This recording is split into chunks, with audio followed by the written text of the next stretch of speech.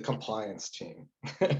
So this group, it's dedicated to achieving and maintaining industry compliance, right? That means they have to be prepared, and they're continually preparing for the upcoming inevitable audit that's on its way, right? How do I get my documentation in order so that I can just hand it over to the auditor, let the auditor run through everything, check their check boxes, et cetera, and basically give you a passing grade at the end of the audit.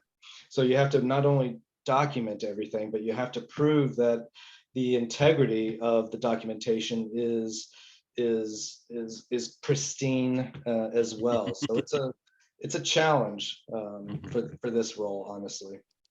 And I think a lot of times, depending on the industry too, these are the guys that have to map what happens on the ground floor to what maps to a standard or a regulation, right? They have to take, if it happens at A, this is what it means to B. And so they spend so much of their time understanding, how do I connect the dots between the data I've collected and how it applies to the regulations and standards I'm trying to comply to. And I think the key for a compliance conversation a lot of times is understanding the mandates that they're under and the standards that they're trying to adhere to.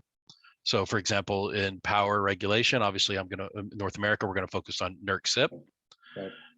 And NERC-CIP has quite a few nuanced controls in place that are unique to power generation. So understanding what those are and understanding how those map, that's really the compliance driver, is are we meeting our regulatory requirements? Can I map the answers I get from an audit to those regulatory requirements? And can I trust the data that I've gotten into that it's going to be accurate? And I think when you look at those categories, that's really where their main focus is going to be on, is making sure they can achieve and connect those dots.